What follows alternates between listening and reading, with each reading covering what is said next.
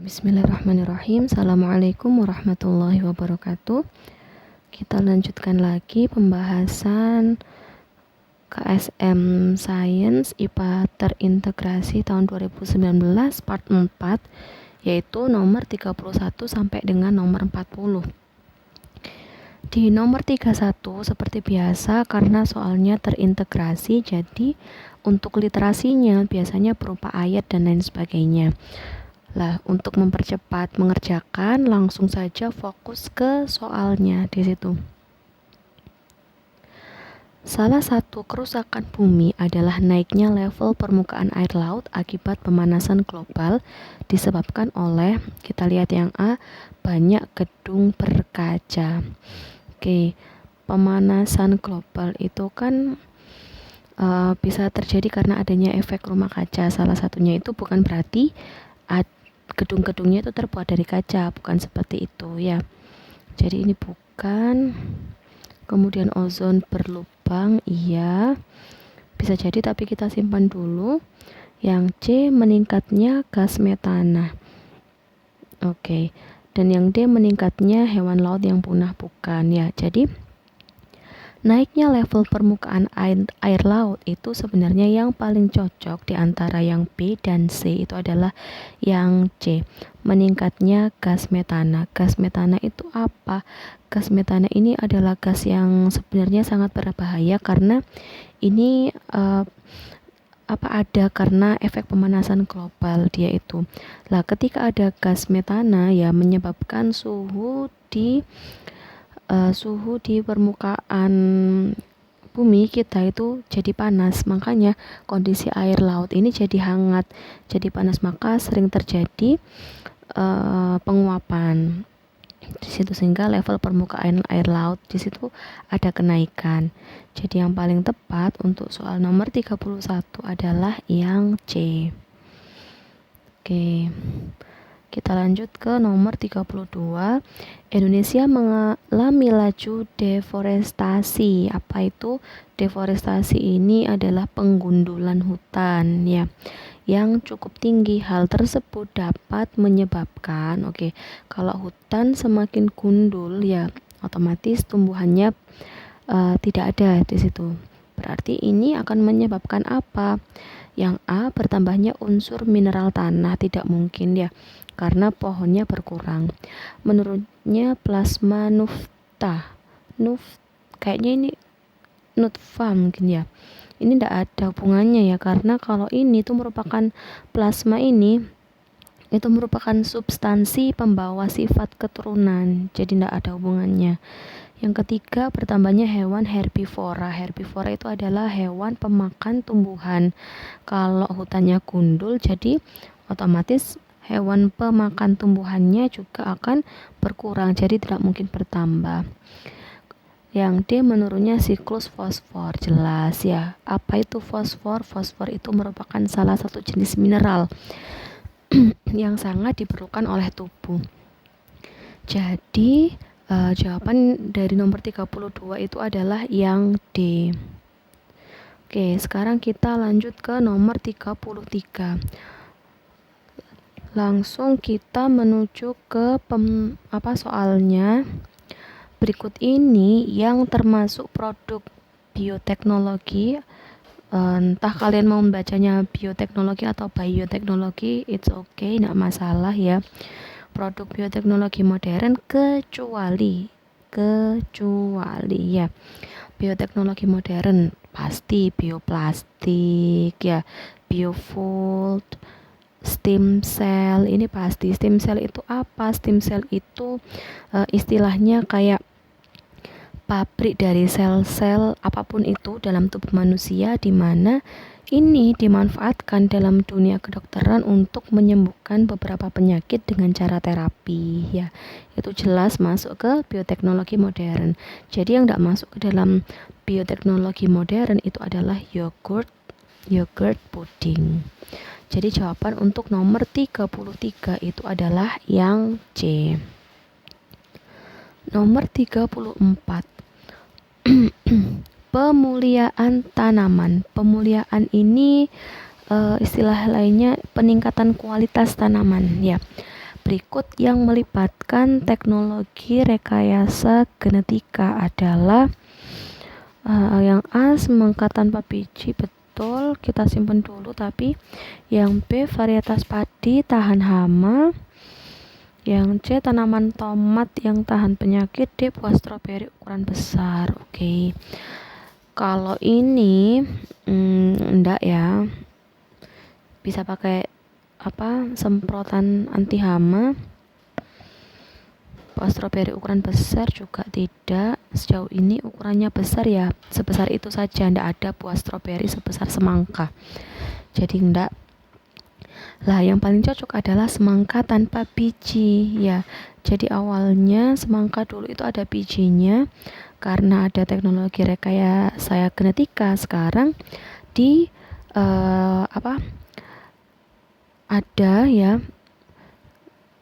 Jadi hasil dari teknologi tersebut itu salah satunya adalah pada semangka, yaitu semangka tanpa biji. Itu ya. Terus kita lanjut ke nomor 35. Oke, langsung ke dalam soalnya. Berikut adalah nama surah dalam Al-Quran yang termasuk kelompok insekta. Insekta ini berarti kelompok serangga. Oke, kita lihat Al-Baqarah, ini adalah sapi betina. Dia tidak mungkin termasuk ke dalam insekta. An-Naml, ini artinya lebah ya, lebah. Bisa masuk, tapi kita lihat dulu. Al-Fil itu gajah, bukan. Al-Ankabut itu adalah laba-laba. Laba-laba itu masuk ke dalam jenis arthropoda, jadi ini bukan. Jadi yang termasuk ke dalam kelompok insekta adalah An-Naml. Oke, jadi jawabannya nomor 35 adalah yang B. Lanjut kita ke nomor 36. Iqbal melakukan penelitian untuk mengetahui pengaruh lama penyinaran terhadap proses perbungaan pada tanaman krisan. Tanaman yang diberi penyinaran 20 jam per hari lebih cepat menghasilkan bunga. 20 jam per hari lebih cepat menghasilkan bunga dibandingkan tanaman diberi penyinaran 12 jam sehari. Berdasarkan penelitian tersebut, variabel terikat dari penelitian tersebut adalah, jadi kalau kita belajar variabel dalam suatu penelitian ya, variabel itu ada 3. Yang pertama yaitu variabel bebas atau manipulasi. Terus yang kedua, ini apa? Jadi variabel bebas atau manipulasi itu variabel yang sengaja diubah, di mana dia ini mempengaruhi variabel terikat. Itu variabel bebas yang mempengaruhi. Kemudian yang kedua ada variabel kontrol. Ya, ini hal-hal yang mana saja yang tidak boleh dirubah, yang nilainya dibuat tetap, dibuat sama, itu namanya variabel kontrol. Yang ketiga yaitu ada variabel terikat. Variabel terikat atau respon. Jadi ini adalah hasil atau yang dipengaruhi. Oke, dari soal nomor 36 ini kita tahu bahwa yang diubah, ya yang sengaja diubah atau dimanipulasi atau variabel bebas itu adalah jamnya. Ada 20 jam per hari, ada 12 jam per hari. Itu yang mempengaruhi. Sekarang yang dipengaruhi apa? Lah, yang dipengaruhi adalah hasil pembungaan itu ya, yang 20 jam per hari itu ternyata bunga yang ditanam lebih cepat ya, lebih cepat menghasilkan bunga, sedangkan yang 12 jam per hari itu tidak lebih cepat dibandingkan yang 20 jam per hari. Berarti hasil pembungaan itu adalah yang dipengaruhi, merupakan responnya, merupakan variabel terikatnya. Jadi jawabannya adalah yang C. Oke, ya yang C jawabannya. Kalau lama penyinaran itu tadi masuk ke variabel bebas atau manipulasi. Nomor 37. Anggur merupakan tanaman istimewa. Oke. Kita langsung ke soalnya. Berikut manfaat buah anggur yang baik bagi kesehatan manusia kecuali. Oke, ada kata kecuali di situ. Anggur itu dia sifatnya asam, ya. Diingat-ingat bahwa anggur itu sifatnya adalah asam. Lah, di sini yang ditanyakan adalah manfaat yang baik bagi kesehatan manusia kecuali. Apa berarti bukan untuk kesehatan jantung, bukan untuk mencegah penuaan dini, bukan membantu pertumbuhan sel saraf otak juga. Jadi, karena dia itu sifatnya asam, maka dia ini ya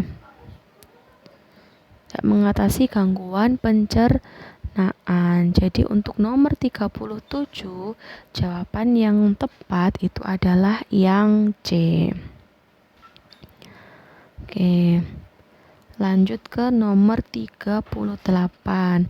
Berikut adalah tengkorak ular beserta tipe gigi taring berbisa. Berdasarkan gambar tersebut, ular piton termasuk. Oke. Di sini sudah ada kata kunci sebenarnya, yaitu gambar ini merupakan tipe gigi taring berbisa. Tipe gigi taring berbisa. Lah, yang ditanyakan adalah ular piton. Kita harus tahu dulu karakteristik ular piton itu seperti apa. Ular piton itu kan dia kalau mau memangsa mangsanya, itu kan dengan cara dililit ya, bukan dengan bisanya. Berarti pasti dia itu tidak memiliki taring di situ. Lah, taring pada ular ini ya, gigi taring ini contohnya misalkan dia itu untuk fungsinya adalah menyemprotkan bisanya, menyemprotkan racunnya. Jadi dia yang memiliki taring ini jelas dia adalah yang berbisa. Sementara ular piton itu tidak berbisa. Berarti yang B ini jelas bukan, yang D bukan, yang C juga bukan. Maka jawaban yang paling tepat adalah yang A. Oke. Lanjut ke nomor 39. Oke. Beberapa jenis sinar pada cahaya matahari bermanfaat sebagai proses fotosintesis. Pada tanaman mangga, sinar berikut yang tidak digunakan dalam proses fotosintesis adalah seperti yang kita tahu bahwa fotosintesis itu sinar dari mataharinya yang paling efektif itu adalah yang warna merah dan biru. Ini bukan meja ya, ini merah dan biru. Ini yang paling efektif sekali. Kemudian hijau. Lah, karena ini yang ditanyakan adalah pada tanaman mangga. Yang tidak digunakan dalam proses fotosintesis adalah warna jingga. Kenapa? Karena jingga ini biasanya itu efektif ya untuk tanaman air. Jadi yang jingga itu untuk tanaman air, bukan untuk mangga. Jadi jawaban untuk nomor 39 itu adalah yang B. Oke, terakhir kita ke nomor 40. Nahwa bermain bersama temannya dan kemudian terjatuh hingga terjadi pendarahan pada lengannya. Salah satu pertolongan pertama yang dilakukan adalah menekan pendarahan tersebut dengan tujuan ketika seorang jatuh kemudian berdarah, itu kan biasanya yang dikhawatirkan kalau tidak segera ditolong itu darahnya akan keluar sangat banyak, maka terjadi pendarahan. Nah, di sini fungsi dari menekan pendarahan itu adalah agar darah yang keluar itu tidak terlalu banyak, biar darahnya beku ya. Jadi jawaban untuk nomor 40 adalah membantu pembekuan darah. Itu ya fungsi dari menekan pendarahan ketika terjatuh kayak gitu, merupakan bagian dari salah satu pertolongan pertama.